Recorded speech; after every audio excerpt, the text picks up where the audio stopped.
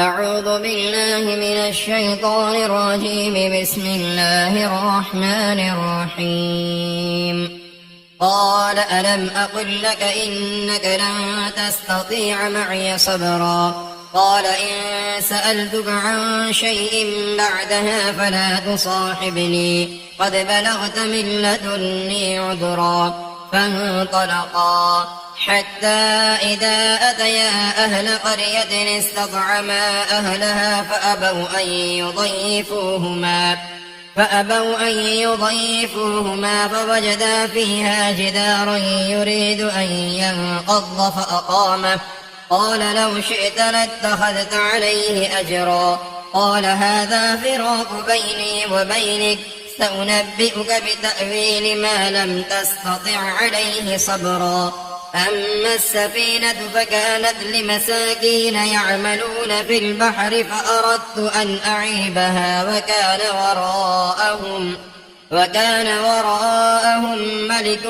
يأخذ كل سفينة غصبا. وأما الغلام فكان أبواه مؤمنين فخشينا أن يرهقهما طغيانا وكفرا. فأردنا أن يبدلهما ربهما خيرا منه زكاة وأقرب رحما. وأما الجدار فكان لغلامين يتيمين في المدينة وكان تحته كنز لهما وكان أبوهما صالحا. فأراد ربك أن يبلغا أشدهما ويستخرجا كنزهما رحمة من ربك وما فعلته عن أمري ذلك تأويل ما لم تستطع عليه صبرا. ويسألونك عن ذي القرنين قل سأتلو عليكم منه ذكرا. إنا مكنا له في الأرض وآتيناه من كل شيء سببا فأتبع سببا حتى إذا بلغ مغرب الشمس وجدها تغرب في عين حمئة ووجد عندها قوما. قلنا يا ذا القرنين إما أن تعذب وإما أن تتخذ فيهم حسنا.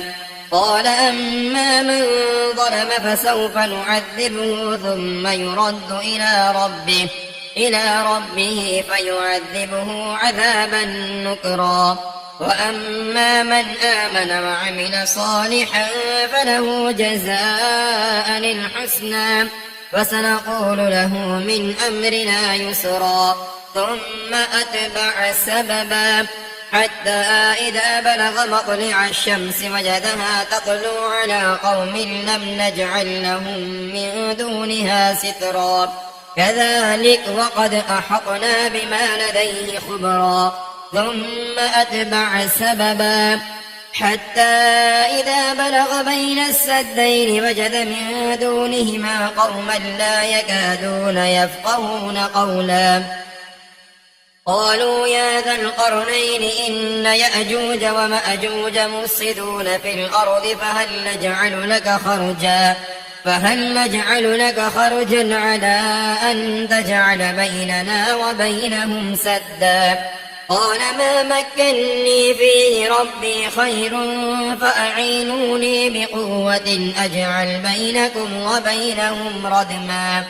آتوني زبر الحديد حتى إذا ساوى بين الصدفين قال انفخوا حتى إذا جعله نارا قال آتوني أفرغ عليه قطرا. فما استطاعوا أن يظهروه وما استطاعوا له نقبا. قال هذا رحمة من ربي فإذا جاء وعد ربي جعله دكا وكان وعد ربي حقا. وتركنا بعضهم يومئذ يموج في بعض ونفخ في الصور فجمعناهم جمعا. وعرضنا جهنم يومئذ للكافرين عرضا. الذين كانت أعينهم في غطاء عن ذكري وكانوا لا يستطيعون سمعا. أفحسب الذين كفروا أن يتخذوا عبادي من دوني أولياء إنا أعتدنا جهنم للكافرين نزلا قل هل ننبئكم بالأخسرين أعمالا الذين ضل سعيهم في الحياة الدنيا وهم يحسبون أنهم يحسنون صنعا أولئك الذين كفروا بآيات ربهم ولقائه فحبطت أعمالهم فلا نقيم لهم يوم القيامة وزنا ذلك جزاؤهم جهنم بما كفروا واتخذوا آياتي ورسلي هزوا إن الذين آمنوا وعملوا الصالحات كانت لهم جنات الفردوس نزلا خالدين فيها لا يبغون عنها حولا قل لو كان البحر مدادا لكلمات ربي لنفد البحر قبل أن تنفد كلمات ربي ولو جئنا بمثله مددا قل إنما أنا بشر مثلكم يوحى إلي أنما إلهكم إله واحد فمن كان يرجو لقاء ربه فليعمل عملا صالحا ولا يشرك بعبادة ربه أحدا بسم الله الرحمن الرحيم كافها يا عين صاد ذكر رحمة ربك عبده زكريا إذ نادى ربه نداء خفيا قال رب إني وهن العظم مني واشتعل الرأس شيبا ولم أكن بدعائك رب شقيا وإني خفت الموالي من ورائي وكانت امرأتي عاقرا فهب لي من لدنك وليا يرثني ويرث من آل يعقوب واجعله رب رضيا يا زكريا إنا نبشرك بغلام اسمه يحيى لم نجعل له من قبل سميا قال رب أنى يكون لي غلام وكانت امرأتي عاقرا وقد بلغت من الكبر عتيا قال كذلك قال ربك هو علي هين وقد خلقتك من قبل ولم تك شيئا قال رب اجعل لي آية قال آيتك ألا تكلم الناس 3 ليال سبيا فخرج على قومه من المحراب فأوحى إليهم أن سبحوا بكرة وعشيا يا يحيى خذ الكتاب بقوة وآتيناه الحكم صبيا وحنانا من لدنا وزكاة وكان تقيا وبرا بوالديه ولم يكن جبارا عصيا وسلام عليه يوم ولد ويوم يموت ويوم يبعث حيا واذكر في الكتاب مريم إذ انتبذت من أهلها مكانا شرقيا فاتخذت من دونهم حجابا فأرسلنا إليها روحنا فتمثل لها بشرا سويا قالت إني أعوذ بالرحمن منك إن كنت تقيا قال إنما أنا رسول ربك لأهب لك غلاما زكيا قالت أنى يكون لي غلام ولم يمسسني بشر ولم أك بغيا قال كذلك قال ربك هو علي هين ولنجعله آية للناس ورحمة منا وكان أمرا مقضيا فحملته فانتبذت به مكانا قصيا فأجاءها المخاض إلى جذع النخلة قالت يا ليتني مت قبل هذا وكنت نسيا منسيا فناداها من تحتها ألا تحزني قد جعل ربك تحتك سريا وهزي إليك بجذع النخلة تساقط عليك رطبا جنيا فكلي واشربي وقري عينا فإما ترين من البشر أحدا فقولي إني نذرت للرحمن صوما فلن أكلم اليوم إنسيا فأتت به قومها تحمله قالوا يا مريم لقد جئت شيئا فريا يا أخت هارون ما كان أبوك امرأ سوء وما كانت أمك بغيا فأشارت إليه قالوا كيف نكلم من كان في المهد صبيا قال إني عبد الله آتاني الكتاب وجعلني نبيا وجعلني مباركا أينما كنت وأوصاني بالصلاة والزكاة ما دمت حيا وبرا بوالدتي ولم يجعلني جبارا شقيا والسلام علي يوم ولدت ويوم أموت ويوم أبعث حيا ذلك عيسى ابن مريم قول الحق الذي فيه يمترون ما كان لله أن يتخذ من ولد سبحانه إذا قضى أمرا فإنما يقول له كن فيكون وإن الله ربي وربكم فاعبدوه هذا صراط مستقيم فاختلف الأحزاب من بينهم فويل للذين كفروا من مشهد يوم عظيم أسمع بهم وأبصر يوم يأتوننا لكن الظالمون اليوم في ضلال مبين وأنذرهم يوم الحسرة إذ قضي الأمر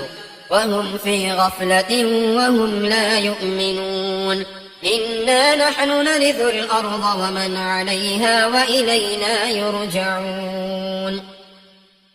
واذكر في الكتاب إبراهيم إنه كان صديقا نبيا إذ قال لأبيه يا أبت لم تعبد ما لا يسمع ولا يبصر ولا يغني عنك شيئا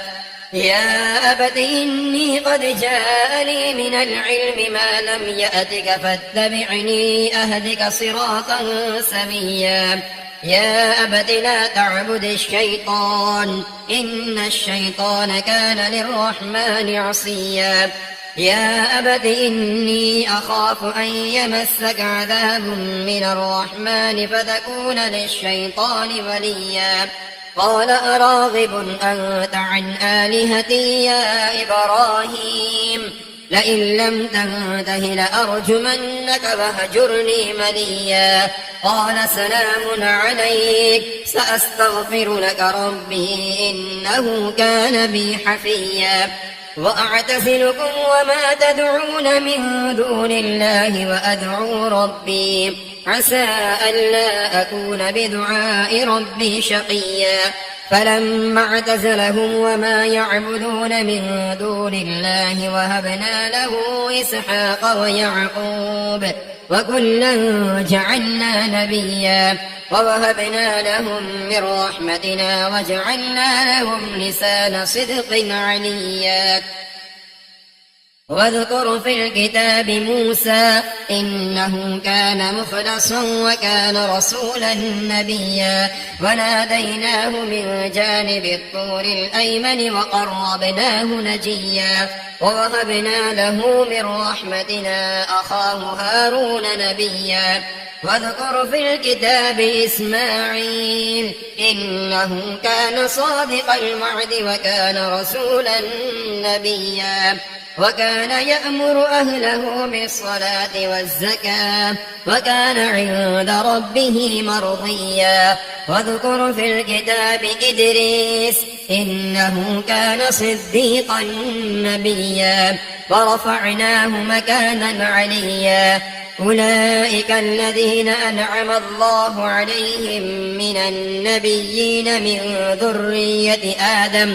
وممن حملنا مع نوح ومن ذرية إبراهيم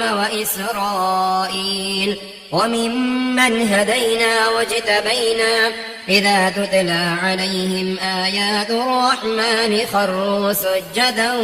وبكيا فخلف من بعدهم خلف أضاعوا الصلاة واتبعوا الشهوات فسوف يلقون غيا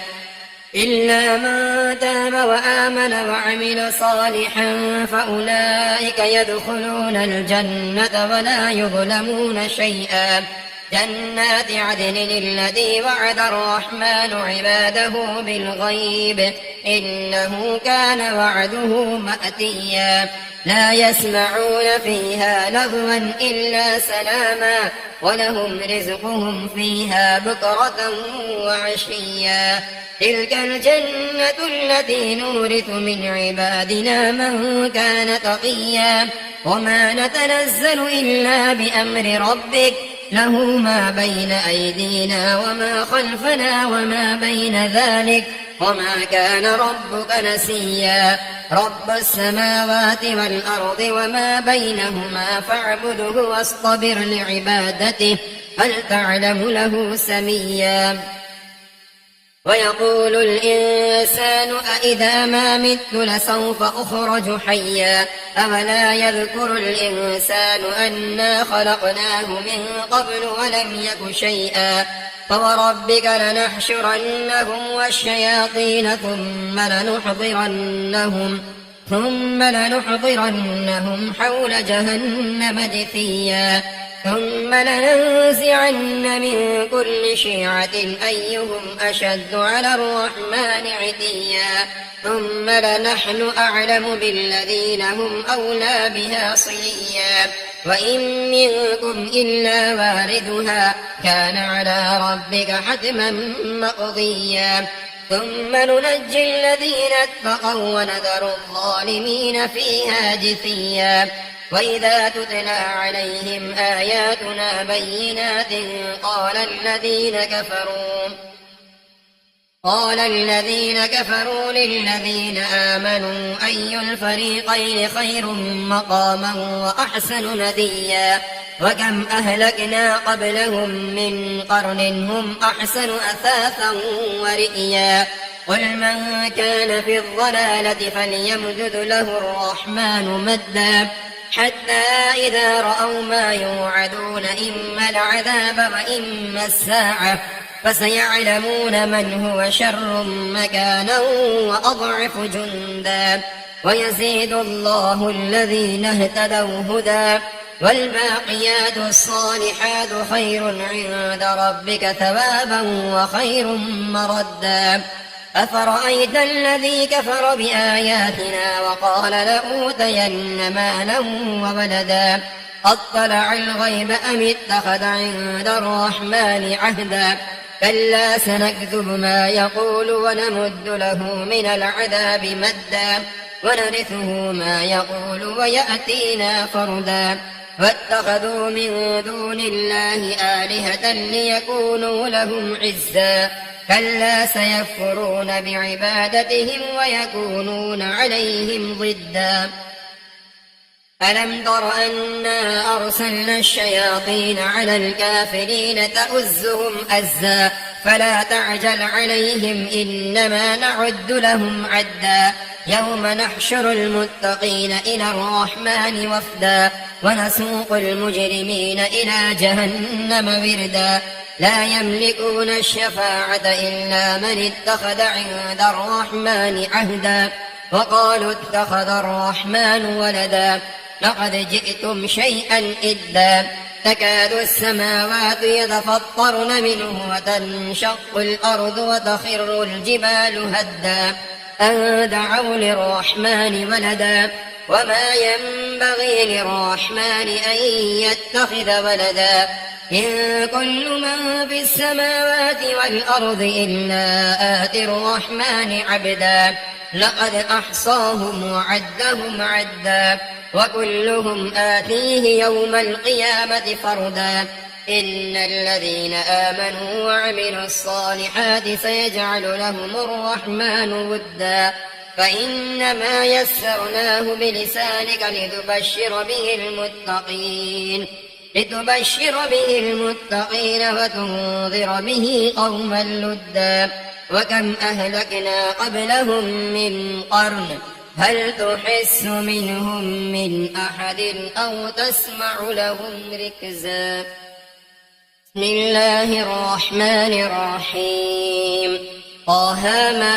أنزلنا عليك القرآن لتشقى إلا تذكرة لمن يخشى تنزيلا ممن خلق الأرض والسماوات العلى الرحمن على العرش استوى له ما في السماوات وما في الأرض وما بينهما وما تحت الثرى وإن تجهر بالقول فإنه يعلم السر وأخفى الله لا إله إلا هو له الأسماء الحسنى وهل أتاك حديث موسى إذ رأى نارا فقال لأهلهم كثوا إني آنست نارا لعلي آتيكم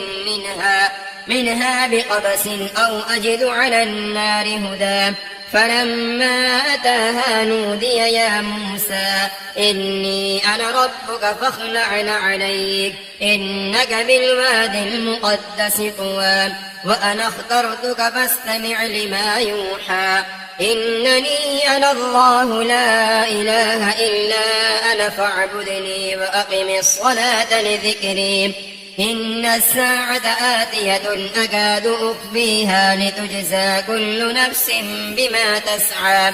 فلا يصدنك عنها من لا يؤمن بها واتبع هواه فتردى وما تلك بيمينك يا موسى قال هي عصاي أتوكأ عليها وأهش بها على غنمي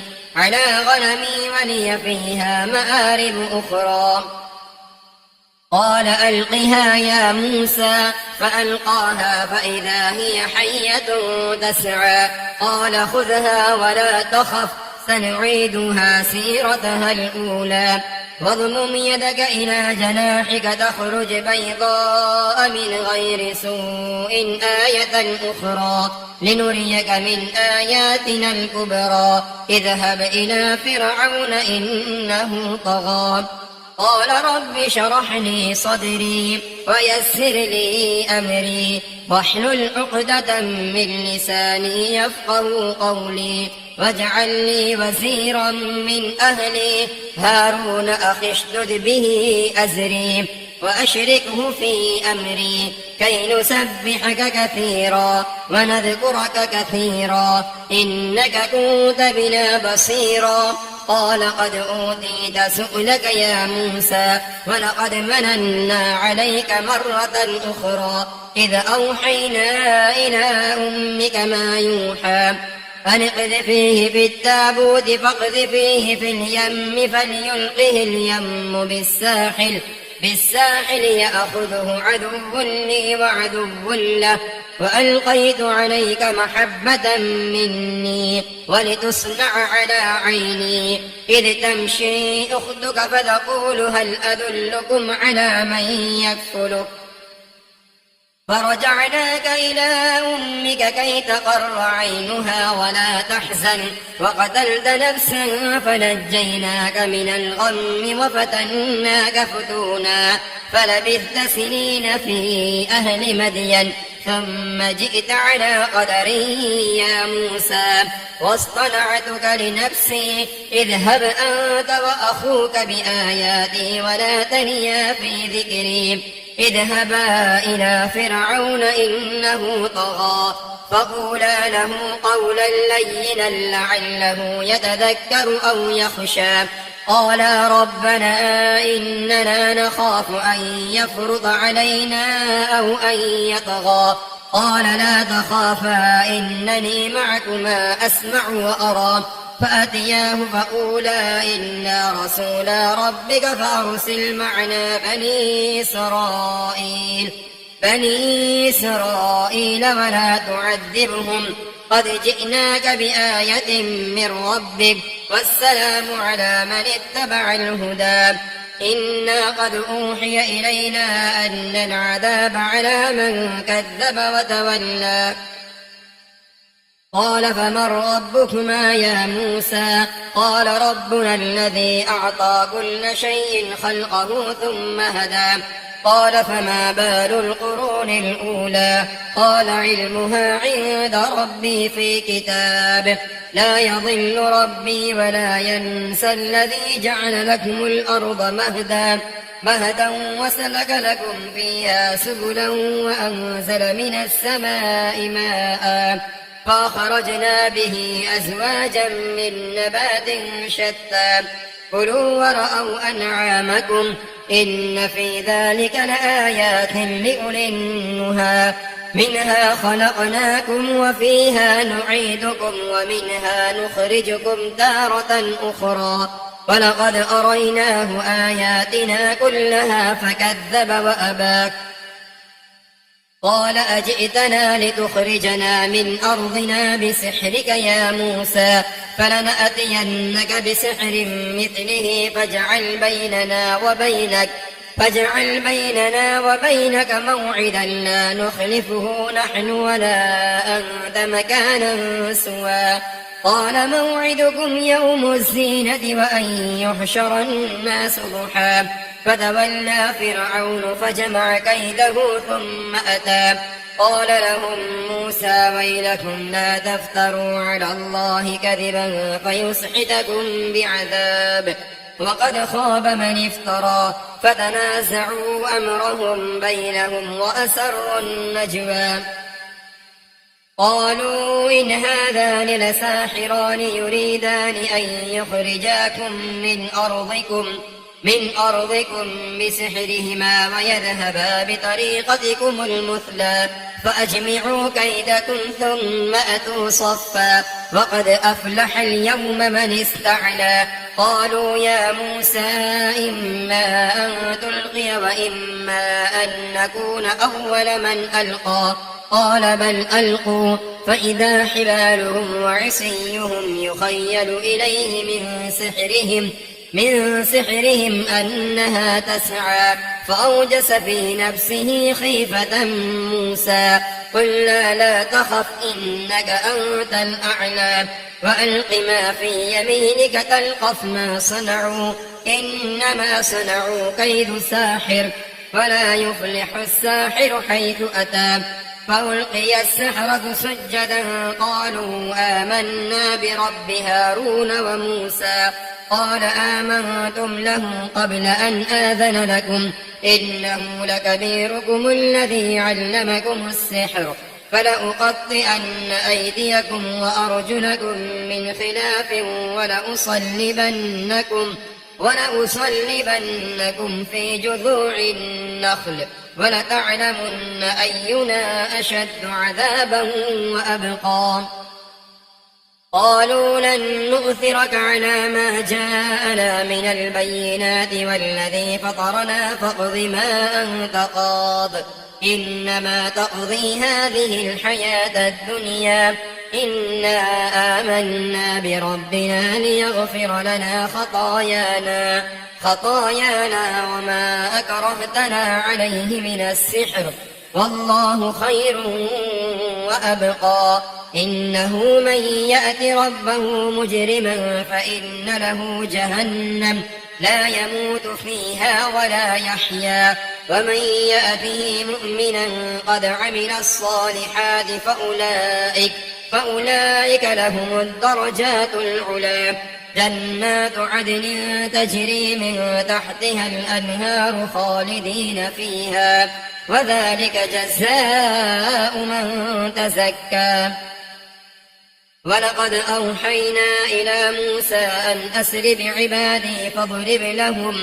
فاضرب لهم طريقا في البحر يبسا لا تخاف دركا ولا تخشى فاتبعهم فرعون بجنوده فغشيهم من اليم ما غشيهم وأضل فرعون قومه وما هدى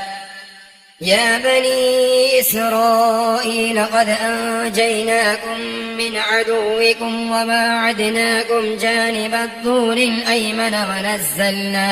ونزلنا عليكم المن والسلوى كلوا من طيبات ما رزقناكم ولا تطغوا فيه فيحل عليكم غضبي ومن يحلل عليه غضبي فقد هوى وإني لغفار لمن تاب وآمن وعمل صالحا ثم اهتدى وما أعجلك عن قومك يا موسى قال هم أولئك على أثري فعجلت إليك رب لترضى قال فإنا قد فتنا قومك من بعدك وأضلهم السامري فرجع موسى إلى قومه غضبان أسفا قال يا قوم ألم يعدكم ربكم وعدا حسنا أفطال عليكم العهد أم أردتم أن يحل عليكم غضب من ربكم فأخلفتم موعدي قالوا ما أخلفنا موعدك بملكنا ولكننا حملنا أوزارا من زينة القوم فقذفناها فكذلك ألقى السامري فأخرج لهم عجلا جسدا له خوار فقالوا هذا إلهكم وإله موسى فنسي أفلا يرون ألا يرجع إليهم قولا ولا يملك لهم ضرا ولا نفعا ولقد قال لهم هارون من قبل يا قوم إنما فتنتم به وإن ربكم الرحمن فاتبعوني وأطيعوا أمري قالوا لن نبرح عليه عاكفين حتى يرجع إلينا موسى قال يا هارون ما منعك إذ رأيتهم ضلوا ألا تتبعن أفعصيت أمري قال يا ابن أم لا تأخذ بلحيتي ولا برأسي إني خشيت أن تقول فرقت بين بني إسرائيل ولم ترقب قولي قال فما خطبك يا سامري قال بصرت بما لم يبصروا به فقبضت قبضة من أثر الرسول فنبذتها وكذلك سولت لي نفسي قال فاذهب فإن لك في الحياة أن تقول لا مساس وإن لك موعدا لن تخلفه وانظر إلى إلهك الذي ظلت عليه عاكفا لنحرقنه ثم لننسفنه في اليم نسفا إنما إلهكم الله الذي لا إله إلا هو وسع كل شيء علما كذلك نقص عليك من أنباء ما قد سبق وقد آتيناك من لدنا ذكرا من أعرض عنه فإنه يحمل يوم القيامة وزرا خالدين فيه وساء لهم يوم القيامة حملا يوم ينفخ في الصور ونحشر المجرمين يومئذ زرقا يتخافتون بينهم إن لبثتم إلا عشرا نحن أعلم بما يقولون إذ يقول أمثلهم طريقة إن لبثتم إلا يوما ويسألونك عن الجبال فقل ينسفها ربي نسفا فيذرها قاعا صفصفا لا ترى فيها عوجا ولا أمتا يومئذ يتبعون الداعي لا عوج له وخشعت الأصوات للرحمن فلا تسمع إلا همسا يومئذ لا تنفع الشفاعة إلا من أذن له الرحمن ورضي له قولا يعلم ما بين أيديهم وما خلفهم ولا يحيطون به علما وعنت الوجوه للحي القيوم وقد خاب من حمل ظلما ومن يعمل من الصالحات وهو مؤمن فلا يخاف ظلما ولا هضما وكذلك أنزلناه قرآنا عربيا وصرفنا فيه من المعيد لعلهم يتقون أو يحدث لهم ذكرا فتعالى الله الملك الحق ولا تعجل بالقرآن من قبل أن يقضى إليك وحيه وقل رب زدني علما ولقد عهدنا إلى آدم من قبل فنسي ولم نجد له عزما وإذ قلنا للملائكة اسجدوا لآدم فسجدوا إلا إبليس أبى فقلنا يا آدم إن هذا عدو لك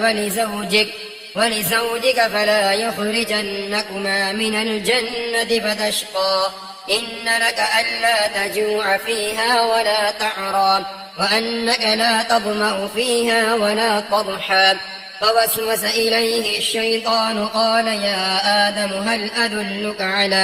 على شجرة الخلد وملك لا يبلى فأكلا منها فبدت لهما سوآتهما وطفقا يخصفان عليهما من ورق الجنة وعصى آدم ربه فغوى ثم اجتباه ربه فتاب عليه وهدى قال اهبطا منها جميعا بعضكم لبعض عدو فإما يأتينكم مني هدى فمن اتبع هداي فلا يضل ولا يشقى ومن أعرض عن ذكري فإن له معيشة ضنكا ونحشره يوم القيامة أعمى قال رب لم حشرتني أعمى وقد كنت بصيرا قال كذلك أتتك آياتنا فنسيتها وكذلك اليوم تنسى وكذلك نجزي من أسرف ولم يؤمن بآيات ربه ولعذاب الآخرة أشد وأبقى أفلم يهد لهم كم أهلكنا قبلهم من القرون يمشون في مساكنهم إن في ذلك لآيات لأولي النهى ولولا كلمة سبقت من ربك لكان لزاما وأجل مسمى فاصبر على ما يقولون وسبح بحمد ربك قبل طلوع الشمس وقبل غروبها ومن آناء الليل فسبح وأطراف النهار لعلك ترضى ولا تمدن عينيك إلى ما متعنا به أزواجا منهم زهرة الحياة الدنيا لنفتنهم فيه ورزق ربك خير وأبقى وأمر أهلك بالصلاة واصطبر عليها لا نسألك رزقا نحن نرزقك والعاقبة للتقوى وقالوا لولا يأتينا بآية من ربه أولم تأتهم بينة ما في الصحف الأولى ولو أنا أهلكناهم بعذاب من قبله لقالوا ربنا لولا أرسلت إلينا رسولا فنتبع آياتك من قبل أن نذل ونخزى قل كل متربص فتربصوا فستعلمون من أصحاب الصراط السوي ومن اهتدى.